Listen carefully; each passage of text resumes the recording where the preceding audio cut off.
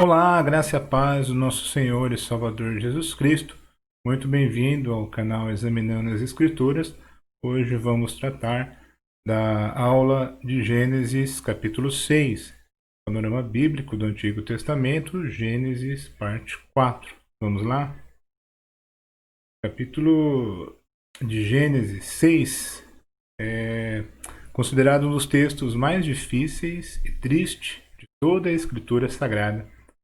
Levando em conta os fatos narrados por Moisés, um grande legislador de Israel, sobre a deterioração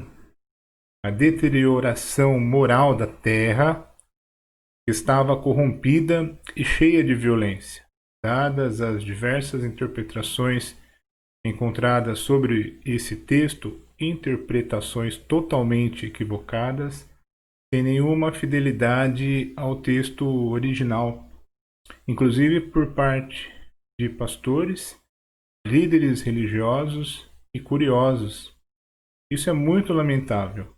Além de ser muito sério, uma das regras da hermenêutica, que estuda na teologia sistemática, é que a Bíblia não se contradiz, e por si própria ela se esclarece. Se eu não conseguir encontrar uma determinada questão no versículo, eu tenho que ler o capítulo, tenho que ler aquele livro, vou ter que ler a parte que esse livro faz parte.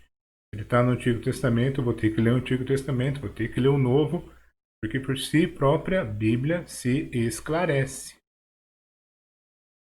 Não podemos partir do achismo, e sim de uma análise fiel, examinando as Escrituras de fato. Mesmo em um estudo simples e básico, até os mais complexos estudos teológicos. Nosso compromisso é com a verdade, sendo assim, com as premissas contidas nas Escrituras Sagradas. Vamos ao texto de Gênesis 6. Gênesis 6, verso 1. Os seres humanos começaram a se multiplicar na terra e tiveram filhas.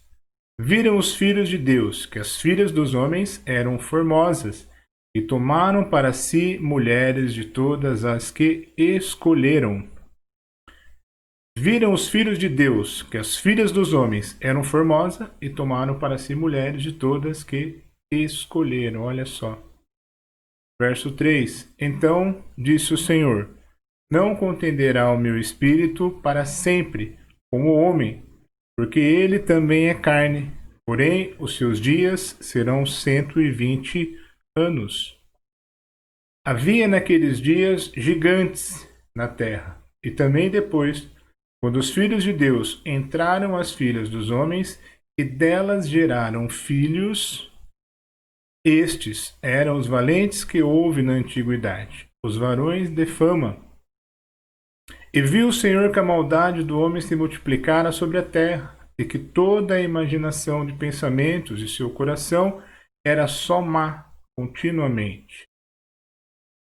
Então arrependeu-se o Senhor de haver feito o homem sobre a terra, e pesou-lhe em seu coração. E disse o Senhor: Destruirei de sobre a face da terra o homem que criei, desde o homem até o animal, até o réptil e até a ave dos céus, porque me arrependo de os haver feito. Aqui nós temos a linhagem de Adão. A linhagem de Adão traz a linhagem ímpia de Caim, a linhagem justa de Sete. E a maldade já era grande na humanidade. Nas suas linhagens, a linhagem ímpia, contrariando a palavra do Senhor, a linhagem justa, próxima, agradando ao Senhor. Substituto de Abel, que é Sete, segue com a linhagem justa, agrada ao Senhor. Diz o texto que a partir do nascimento de Enos, povo volta a adorar a Deus. Então é uma linhagem diferente da de Caim. Somente com seu descendente Lameque. Aqui em Lameque nós temos o primeiro caso de bigamia, conforme o livro de Gênesis 4:19 nos diz que ele tinha duas esposas. E assim como Caim, ele também cometeu assassinato, né? Homicida igual a Caim. Isso é um cenário da narrativa de Gênesis 6. Esse período pré-diluviano. Havia naqueles dias gigantes na terra.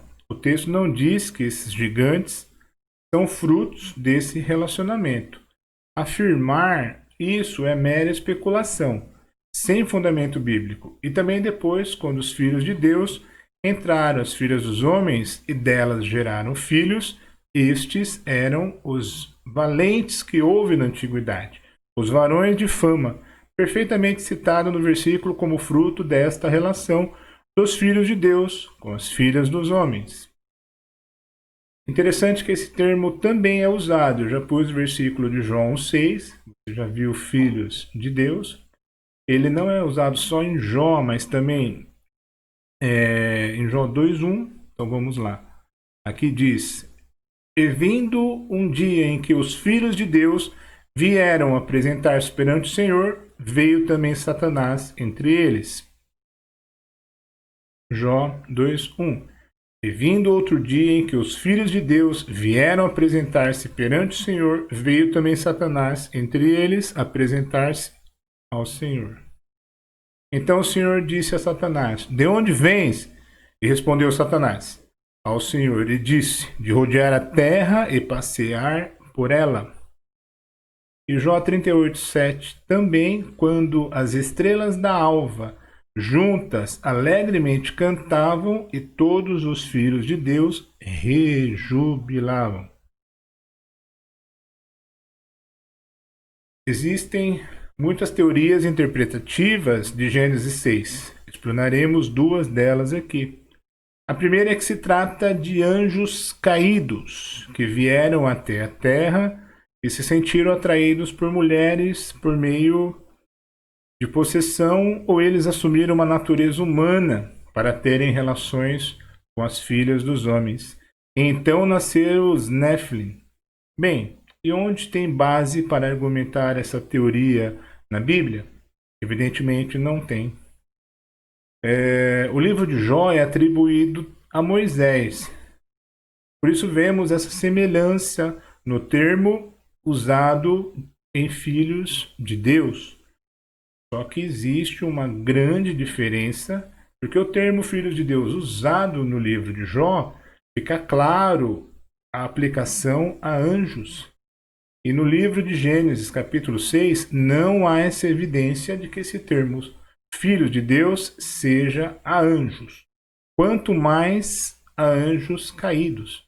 Em nenhuma parte da Bíblia nós vamos encontrar Deus tratando os anjos caídos como filhos. Não há essa parte na Bíblia. E como vem essa teoria, essa distorção toda? Os defensores desta corrente se reportam ao livro de Enoque encontrado em Qumran.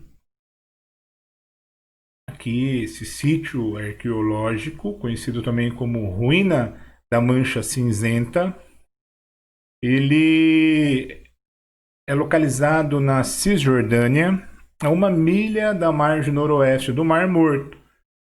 Vocês devem se lembrar dos pergaminhos do Mar Morto. Justamente, foram encontrados aqui com fragmentos do livro de Enoque e outros livros que estavam guardados aqui. Ele é administrado pelo Parque Nacional de Qumran, em Israel. Há muito se conhece o lugar, mas só atraiu atenção após 1947, quando nas cavernas da proximidade foram encontrados manuscritos do Mar Morto. Escavações foram efetuadas entre 1951 e 1955. Acredita-se agora que o complexo de edificações veio à tona e formava a sede da comunidade que pertenciam a esses manuscritos.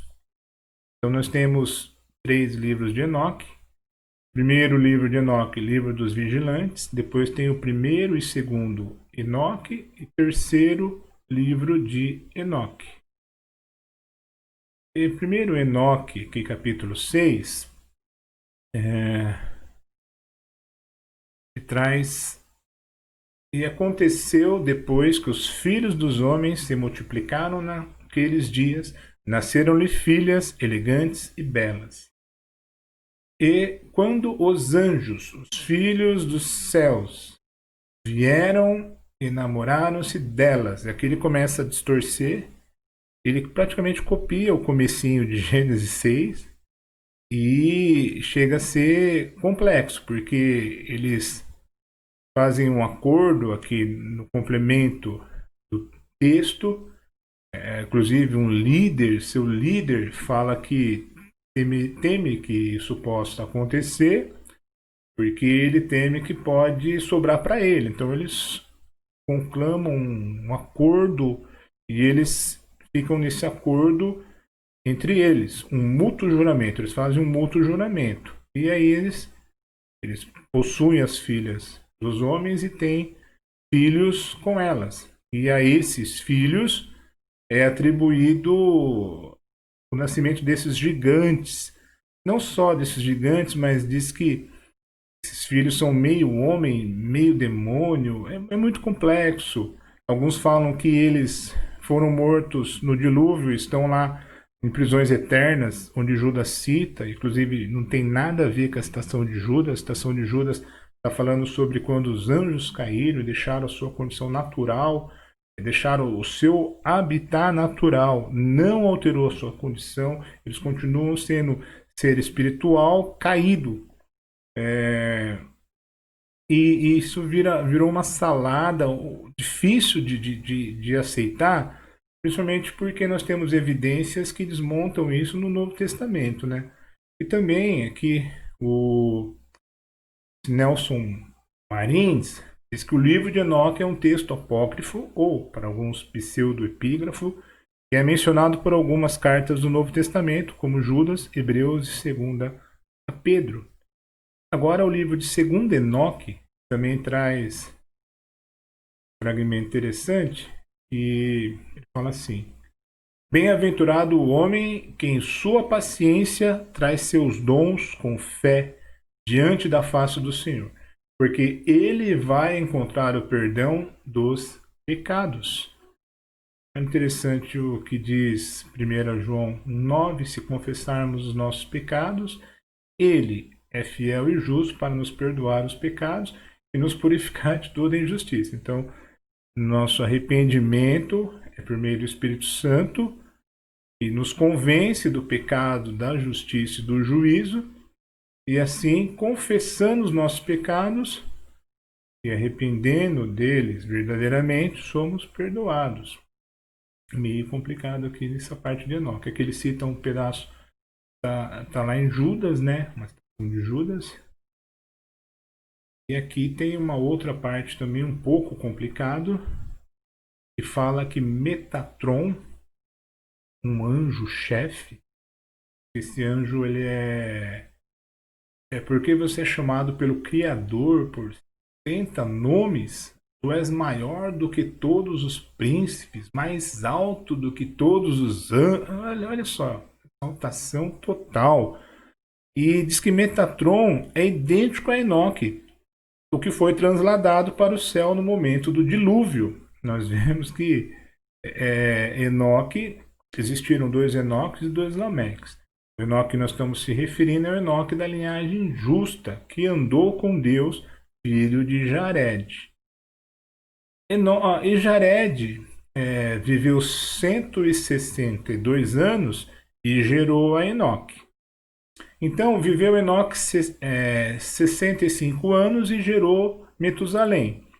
Andou Enoque com Deus, depois que gerou Matusalém, 300 anos. Gerou filhos e filhas. E o total de vida do Enoque são 365 anos. Matusalém, quando tinha 187 anos, gerou Lameque.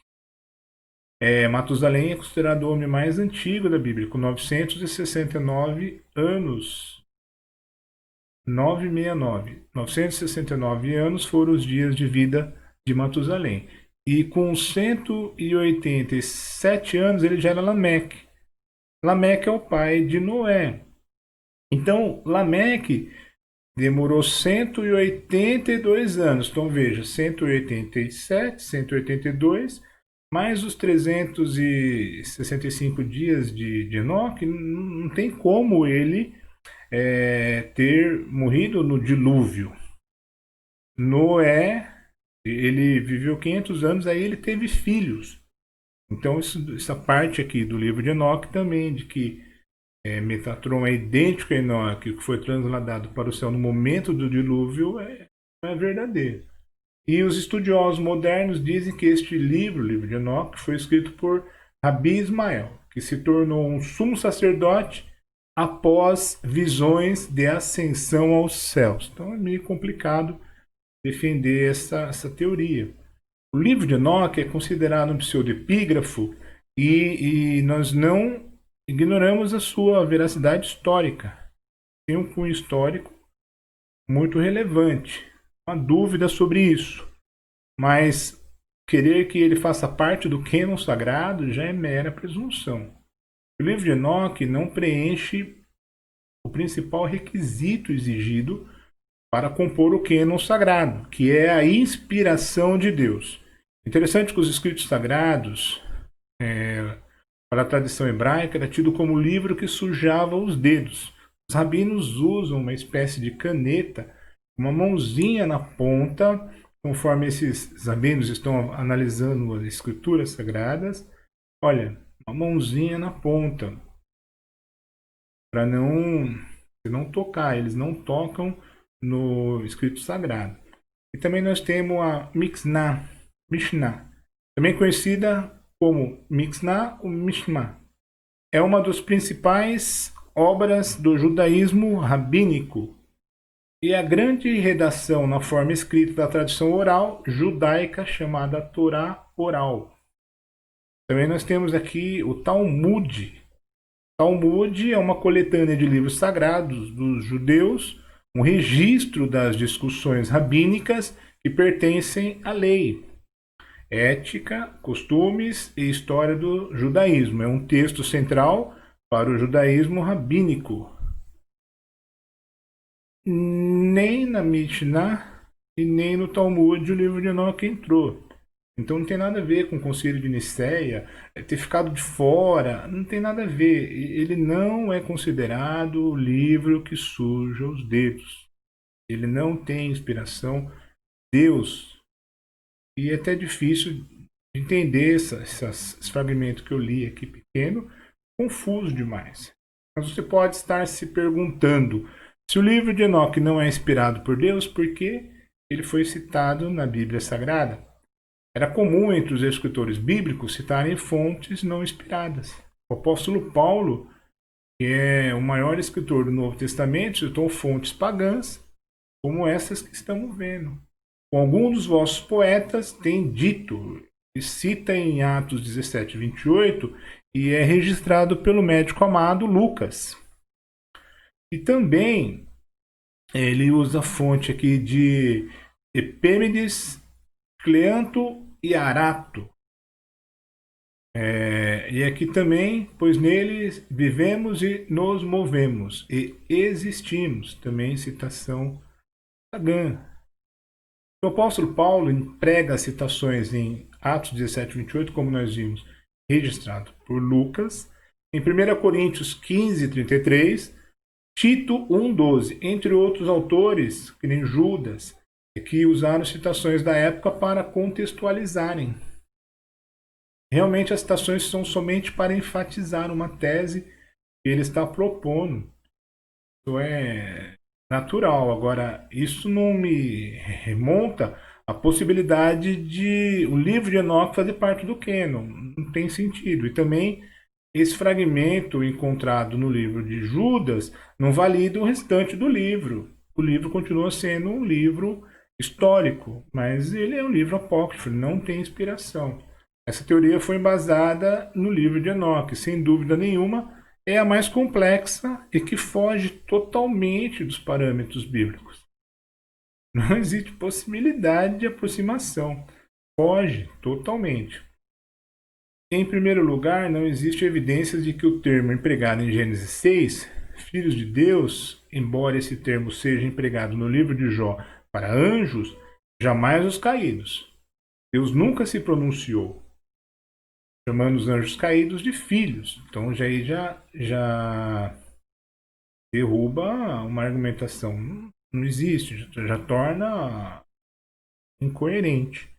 Então temos uma incoerência na interpretação aqui. Em segundo lugar, embora citado em Gênesis 18 e 19 por Moisés, que o Senhor juntamente com anjos apareceram a Abraão e os anjos apareceram a Ló. Em ambos os textos de Gênesis 18 e Gênesis 19, Abraão e Ló servem comida e eles comem. Abraão e Ló viram anjos materializados de homens, de humanos. Não posso jamais interpretar que essa materialização poderia avançar a barreira da criação de Deus, alterando a sua forma natural, criada por Deus, a forma angelical. Hoje, os demônios, forma caída, são anjos caídos, e que eles possam, de certa forma, ter desejos humanos como sexo. Ainda que os anjos caídos exercessem uma influência, é óbvio que ele influencia em diversos aspectos, sempre para o mal, para que a humanidade possa pecar contra o Criador, mas vamos fazer aqui uma conjectura. Digamos que esses demônios influenciam um homem e uma mulher. E essa influência os levasse a um relacionamento sexual muito forte, fugindo do normal, do proposto por Deus, dentro do casamento. Ainda assim, o fruto gerado desse relacionamento, obviamente por uma questão bem simples, seria humano. Jamais meio homem e meio demônio, como já vimos sendo defendido. Nunca. O Criador de todas as coisas nos orienta em Mateus 22, 29, dizendo assim: porém, respondendo, disse-lhe Jesus: errais, não conhecendo as Escrituras, nem o poder de Deus. Porque na ressurreição nem casam, nem são dados em casamento, mas serão como os anjos no céu. Os anjos no céu nos traz a clareza da criação dos anjos. Então, os anjos caídos, hoje, eles perderam a sua condição natural, a habitação natural, eles não habitam mais nas alturas. Eles caíram, mas eles são igual aos anjos nesse sentido de não poder ter sentimento humano como sexo. Então, quando Jesus diz que os anjos não se dão em casamento, os anjos são assexuados. A afirmação de Jesus coloca um ponto final nessa teoria que, justamente errando por não conhecer as Escrituras, afirmam justamente o contrário do que o Criador nos orienta. Então, Jesus deixa claro essa orientação para nós. E a segunda teoria, a mais coerente, se limita de fato ao texto sagrado. Temos duas linhagens, a de Caim, linhagem ímpia, que desagrada o Senhor, Criador de todas as coisas, cometendo maldade, promiscuidade, assassinato e tudo contrário aos ensinamentos, seguindo de fato seu ancestral Caim. A linhagem de Sete, o substituto de Abel, morto por seu irmão Caim, traz de volta a adoração a Deus no nascimento de Enos. Traz a linhagem voltada à vontade do Criador, lá no momento em que o texto inicia em Gênesis 6, 1 e 2. E aconteceu que, como os homens começaram a multiplicar-se sobre a face da terra e lhes nasceram filhas, viram os filhos de Deus que as filhas dos homens eram formosas e tomaram para si mulheres de todas as que escolheram. Em alguns textos usamos figura de linguagem, como está escrito esse nome. Ai, que nome grande é esse? Antropomorfismo. O que é antropomorfismo? É atribuir características humanas a Deus. Como? Os olhos de Deus, as mãos do Senhor não estão encolhidas para que não possa salvar. O braço do Senhor está estendido para ajudar os seus servos. Obviamente, Deus não tem olhos, nem mãos, também não tem braços. Mas a Bíblia se refere a Deus em uma linguagem humana, que seria intransmissível. É o caso do antropomorfismo. E também o antropopatismo. Em Gênesis 6,3 temos o antropopatismo, quando atribuímos a Deus semelhança dos sentimentos humanos. Por exemplo, quando lemos o texto de Números 13:33, também vimos ali gigantes, filhos de Anak, descendentes dos gigantes, e éramos aos nossos olhos como gafanhotos, e assim também éramos aos seus olhos. Olha o uso de uma hipérbole, figura de linguagem. Então, disse o Senhor: não contenderá o meu espírito para sempre como homem, porque ele também é carne. Porém, os seus dias serão 120 anos. Havia naqueles dias gigantes na terra. E também depois, quando os filhos de Deus entraram, as filhas dos homens, e delas geraram filhos. Estes eram os valentes que houve na antiguidade, os varões de fama, duas linhagens, linhagem ímpia e a linhagem justa.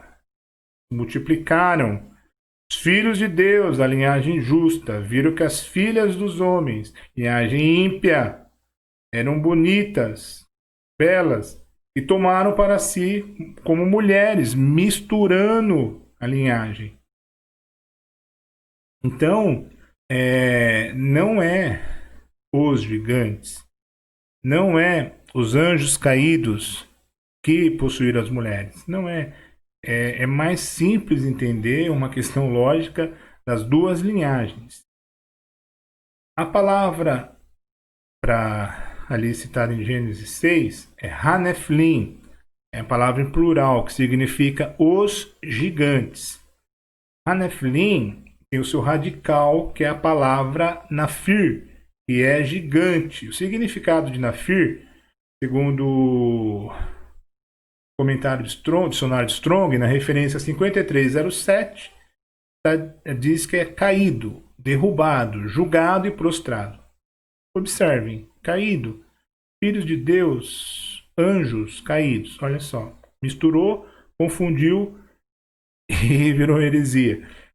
Não tem sentido, atribuição. Mas a palavra, o radical de Nafir, que é gigante, a tradução é caído, derrubado, julgado e prostrado.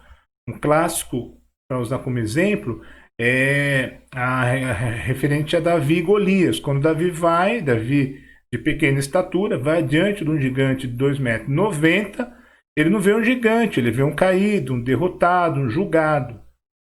É isso que Davi viu. Então, e quem eram esses gigantes de Gênesis 4? Simples, nós não sabemos. Ah, mas você vem aqui e fala tanta coisa, fala isso, isso que não sabe. A Bíblia não diz sobre esse assunto. Não posso especular, não posso acrescentar, muito menos deduzir. Simplesmente a Bíblia não menciona. Mas temos outros gigantes pós-dilúvio que apareceram nos textos, como os Anakim, Emins, Zanzumim. Nós temos aqui texto de Gênesis 6, Haneflim, os gigantes, Anakim, outros gigantes que apareceram também. Refaim, também outros gigantes que apareceram. Deuteronômio 2:11 nos traz um outro gigante, o rei Og de Bazã, foi o último sobrevivente dos Refaíns. Sua cama era feita de ferro e media mais de 4 metros de comprimento e quase 2 metros de largura. Ainda hoje é possível vê-la na cidade amonita de Rabá. Eu peguei na internet essa foto, a foto da cama dele, provavelmente uma obra de arte que pintaram retratando a cama do rei Og. Samuel 17:7, provavelmente o primeiro de Samuel, faltou o primeiro ali. Então Golias, um guerreiro filisteu de Gate, saiu das fileiras do exército filisteu. Ele tinha 2,90 m de altura. Primeiro livro de Crônicas 20, verso 6. Em outra batalha com os filisteus em Gate, havia um homem de grande estatura, com 6 dedos em cada mão e 6 dedos em cada pé, 24 dedos ao todo, e também era descendente de gigantes. Primeira Crônicas 20, verso 7. Mas quando ele desafiou os israelitas e zombou deles, foi morto por Jonatas, filho de Simeia, irmão de Davi. Então, todos que desafiaram o povo de Deus morreram. Os gigantes existiram, os textos mostram os gigantes. Mas sobre os gigantes de Gênesis 6, nós não temos, a Bíblia não explica, não fala. Nós temos muita conjectura, mas nem todas chegam ao entendimento claro do texto. Fazem especulações, conjecturas, viajam um pouquinho, como por exemplo, romance de cinema entre Nicolas Cage, que era O Anjo 7, filme de 1998, talvez você possa ter assistido o filme. É um anjo encarregado de tomar conta da cidade de Los Angeles. Se apaixona pela mortal Meg, uma cirurgiã. Ela fica transtornada ao perder um paciente na mesa de cirurgia e Seth acompanha seu sofrimento e desenvolve por ela um sentimento. Olha só, o antropopatismo, que ameaçam sua condição imortal. Para viver esse amor intensamente, Seth considera desistir da eternidade. Aí, se alguém assistiu o filme, ele se apaixona por ela, ele pula de um prédio e morre. Então, morrer é se tornar humano. Ele se torna humano e ela morre no final. Então, ele não vive esse amor. E passa ali que é possível aos anjos caídos, eles terem eles terem desejos humanos, porque eles deixaram a condição de anjo, então agora eles não são mais anjos, são humanos. Não é verdade, não é isso que o texto bíblico diz. Então, romantizar a Bíblia é muito perigoso, tendencioso e ensina a mentira, não ensina o texto claro, correto, coerente, como tem que ser. Então, muitos têm buscado em algo inexplicável para conhecer o Criador. Nós o conhecemos por intermédio de seu Filho, Jesus Cristo.